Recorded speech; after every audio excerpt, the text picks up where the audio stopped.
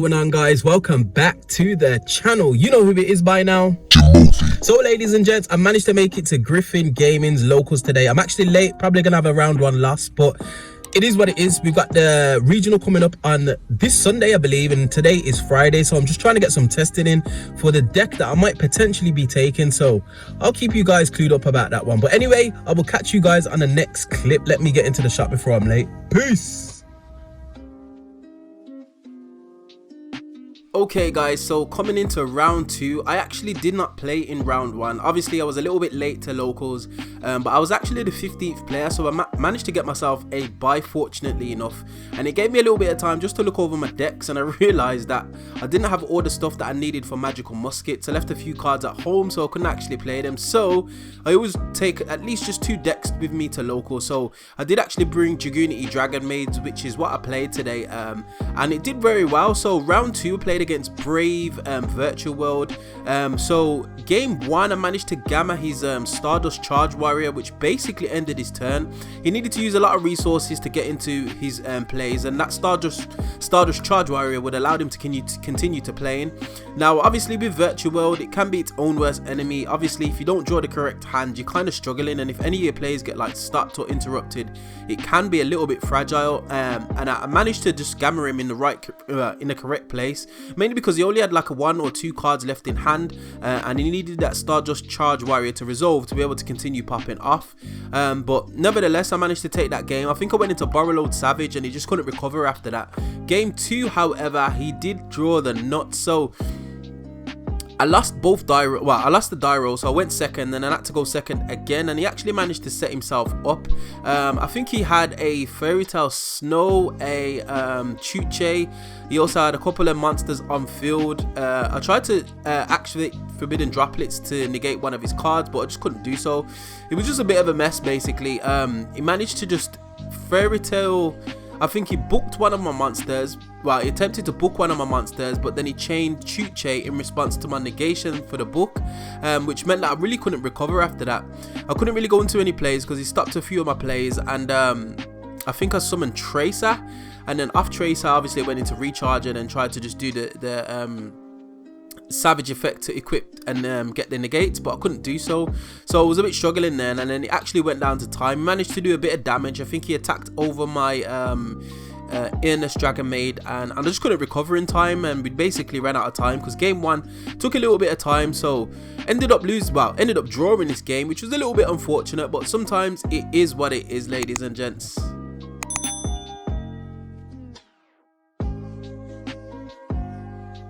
Okay, ladies and gents, we are here. We're at Griffin Gaming's. I've actually X0-1, so I've won 1 and I've drawn 1. Actually drew because of time. Now I did want to play Magical Musketeers, and it's probably the deck that I'm going to be taking to regionals because literally it's the Brave token engine, Scythe, DPEs everywhere, and I'm not really looking forward to playing against it. So I'm just going to take a deck and just have some fun. Now I'm not actually playing Magical Musketeers at locals today. I'm actually playing Dragons, mainly because I didn't finish the deck in time. I left a bunch of cards at home. I rushed out to try and get here on time, and I just couldn't. I was late. There was loads of traffic and that, so I didn't actually get to play Magical Musketeers, which was the main point of me coming, to be honest, because I just wanted to do some testing. But nevertheless, Dragons are still popping off. I made a few adjustments to the deck. I did forget to put in my Morphage Goliath or my Quackumero Drago, which is a couple of cards that I'm definitely considering putting in. Mainly because it's just a floodgate option, and it will force the battle phase and ensure that I get at least another chance to play, basically, and I just don't get OTK'd. So definitely something to consider, and definitely something that I'm thinking about putting into the deck. But nevertheless, it's X0-1. I think we got 2 rounds left. We're having a little bit of a break now, so I will get back to you guys. And I'm at Griffin. You'll have to see in the next video roll. They've done some amazing murals in here, crazy. So definitely catch you on the next one, ladies and gents. Peace.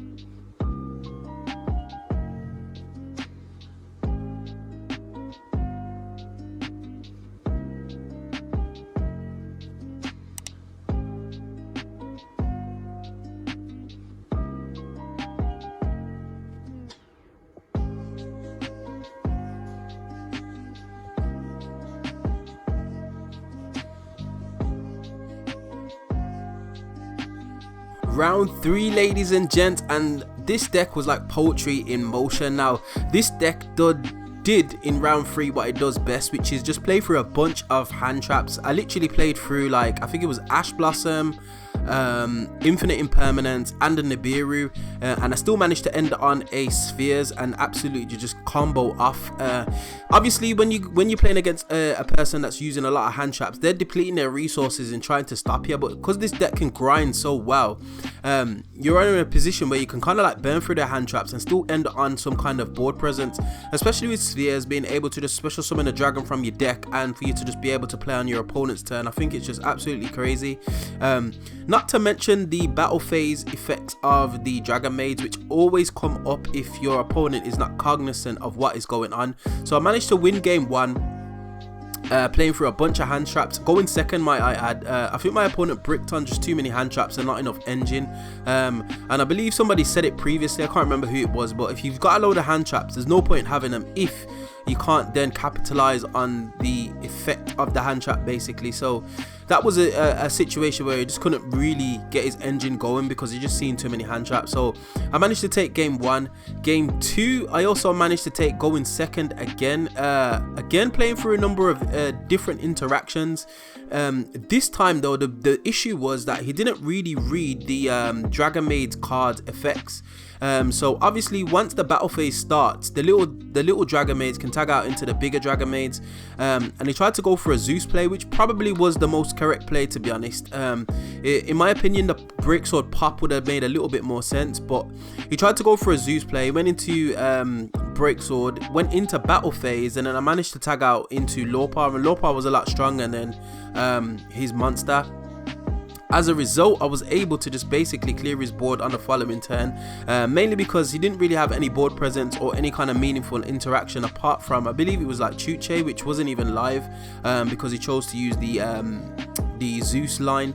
So all in all, ladies and gents, it was a good showing, really good match, a lot of backwards and forwards, no scythe luck fortunately, and it just goes to show, man, Yu-Gi-Oh is a game of interactions and fine margins and decisions, and this is what showcase it, not just being locked out your extra deck and being told by 1,000,001 negates that you can't play the game. But anyway, that's enough of that, me harping on about the format.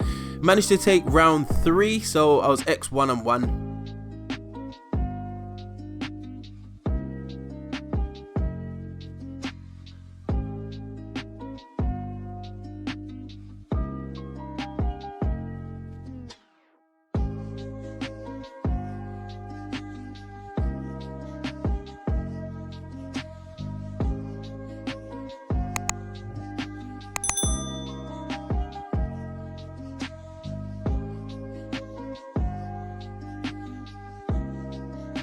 So the penultimate round, ladies and gents, and I was actually playing against @Ignista. Shout out to Fabs.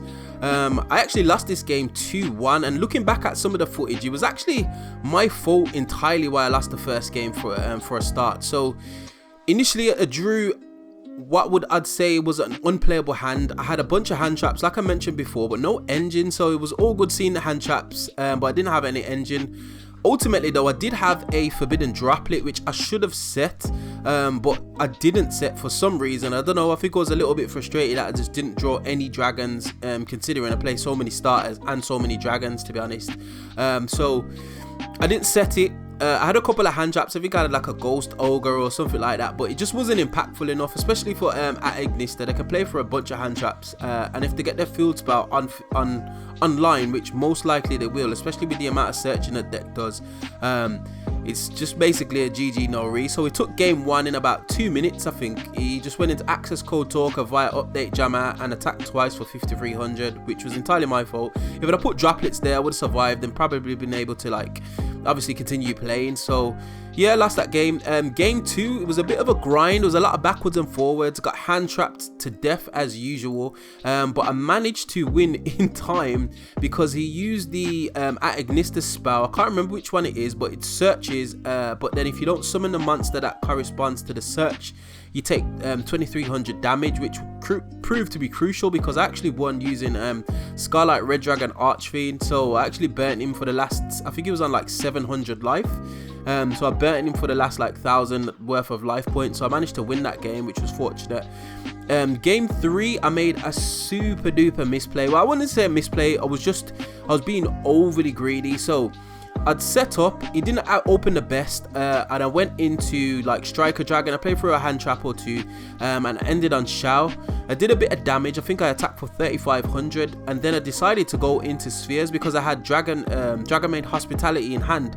So I went to revive the Shao using Dragonmaid Hospitality and then send the chamber to graveyard, but he managed to DD Crow my Shao, and obviously I only play Shao as a one of in the extra deck, so that would prove to be very, very crucial, and it meant that I just couldn't recover because Shao's my advantage engine, and it just absolutely obliterated me. I couldn't recover after that, and then he managed to set up his Cyberburst at Ignista.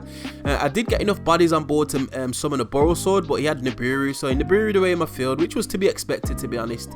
And I continued playing. I had World Legacy Guard Dragon as an extender, and I managed to continue playing, but I just couldn't amass enough of a board presence to be able to get over his Ignista. It was only 4,000 attack as well, and I could have potentially got over that, but I just couldn't get the bodies on field, and he had a bunch of hand traps in his hand.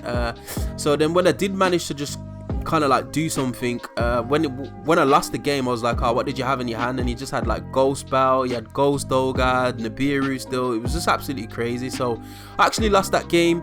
It was a little bit rough, but a little bit of a learning experience. Too greedy in my opinion. I should have just left Shout on board and just continued to just play the grind game, because if you didn't know, ladies and gents, Dragunity Dragonmaids can grind for days, and I just didn't do that. I just tried to go for the win, basically, just being greedy going into Sphere. So it is what it is anyway, ladies and gents, but I will catch you on the next clip.